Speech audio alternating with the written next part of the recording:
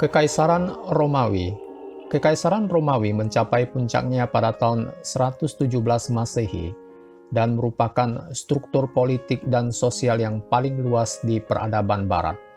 Sehingga pada tahun 285 Masehi, kekaisaran telah tumbuh terlalu luas untuk diperintah dari Roma dan dibagi oleh Kaisar Diocletianus menjadi Kekaisaran Romawi Barat dan Romawi Timur.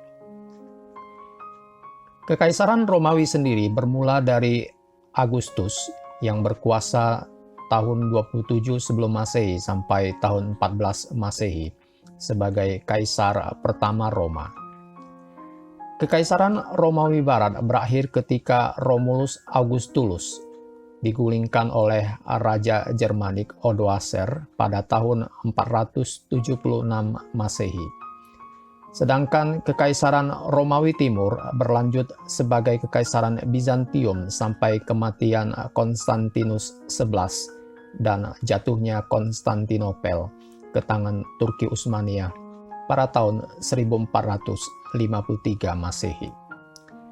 Kekaisaran Romawi berawal dari usainya pertempuran Actium pada tahun 31 sebelum Masehi.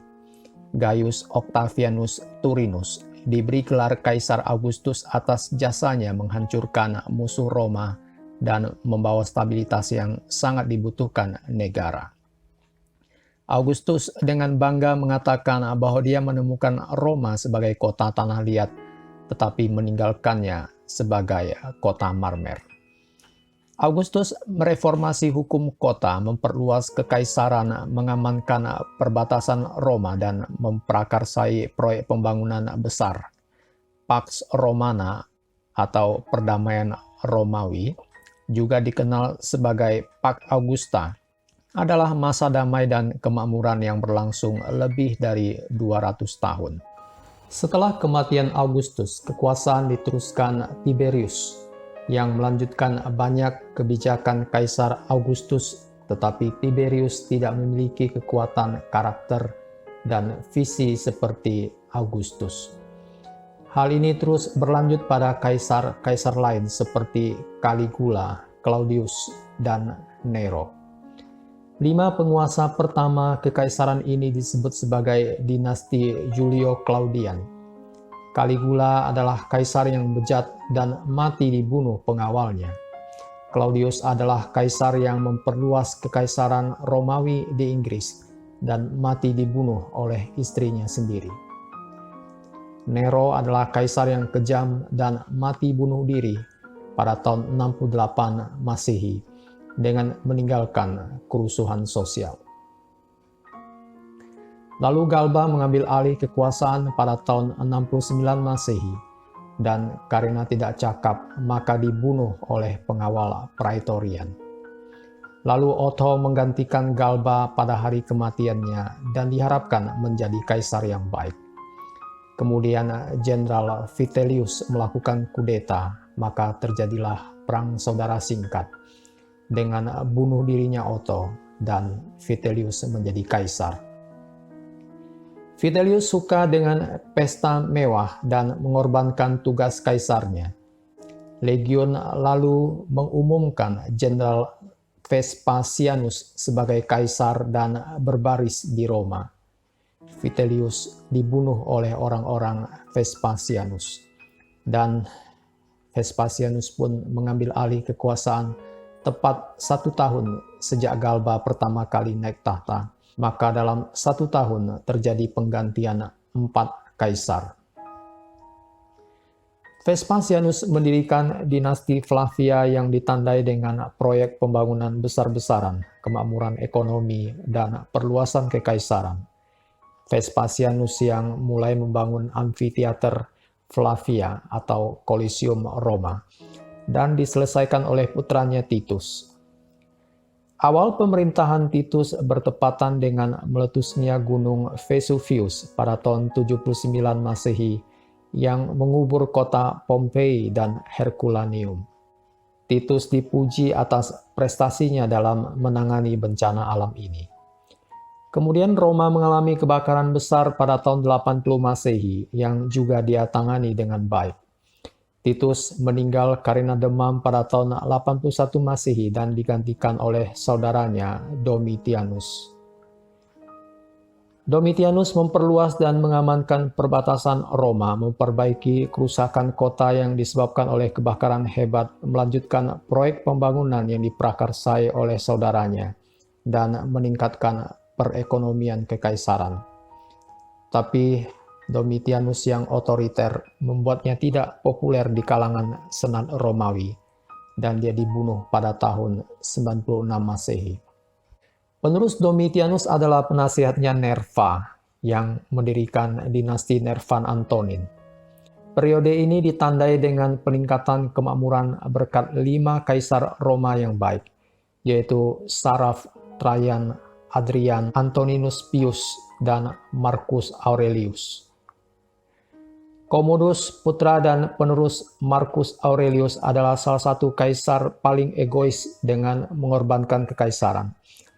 Dia dicekik oleh rekan gulatnya di bak mandi pada tahun 192 Masehi.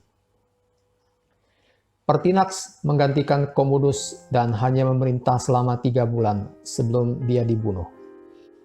3 orang lainnya juga terbunuh dalam tahun 5 kaisar sampai Septimus Severus menjadi kaisar. Severus mendirikan dinasti Severan. Dia mengalahkan Parthia dan memperluas kekaisaran. Kampanyenya di Afrika dan Inggris menyebabkan Romawi mengalami kesulitan keuangan di kemudian hari. Dia digantikan oleh 2 putranya, Caracalla dan Geta. Caracalla adalah kaisar yang jahat, dan adiknya Geta dibunuhnya.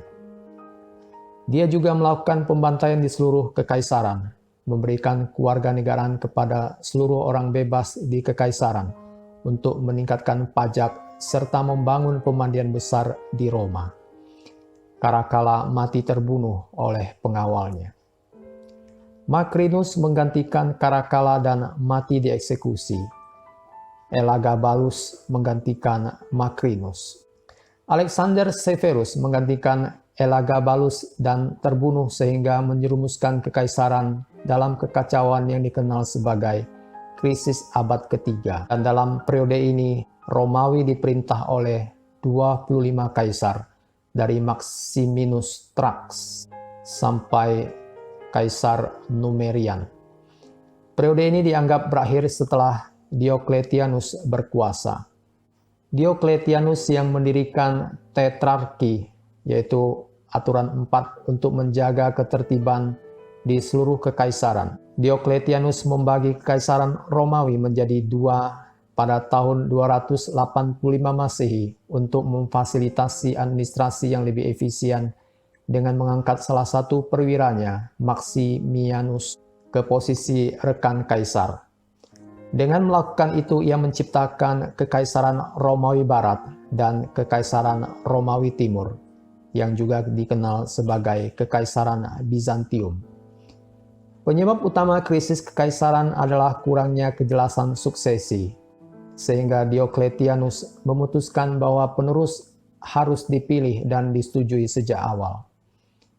2 dari penerus ini adalah Jenderal Maxentius dan Constantinus. Diocletianus secara sukarela mengundurkan diri dari kekuasaan pada tahun 305 Masehi.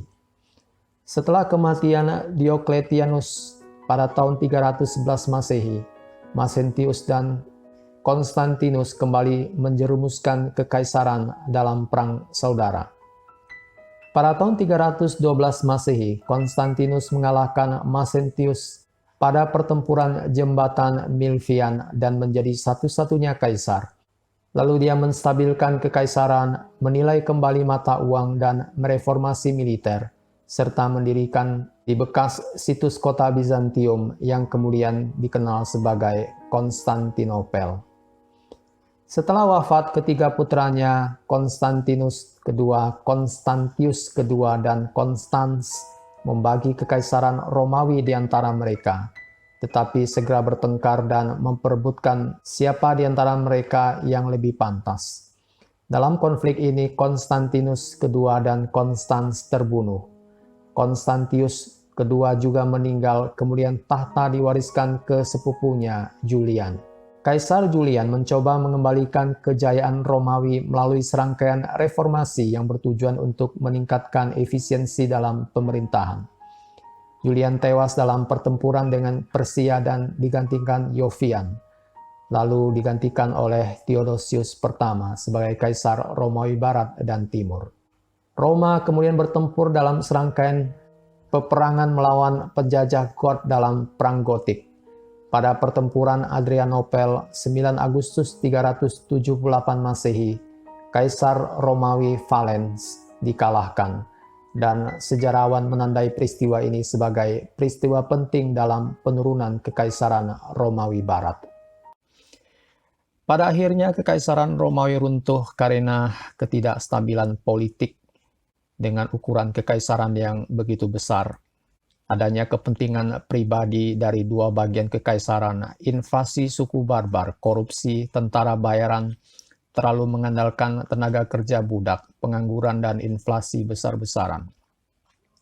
Warisan Kekaisaran Romawi, penemuan dan inovasi yang dihasilkan oleh Kekaisaran Romawi sangat mengubah kehidupan orang-orang kuno dan terus digunakan dalam budaya di seluruh dunia sampai saat ini. Kemajuan dalam pembangunan jalan dan bangunan, pipa dalam ruangan, saluran air, semen, kalender Julian, nama hari dan bulan, retur barang, apartemen, toilet umum, kunci, surat kabar, kaos kaki, sepatu, sistem pos, kosmetik, kaca pembesar, konsep sindiran dalam sastra, kedokteran, hukum, agama, pemerintahan, dan strategi peperangan.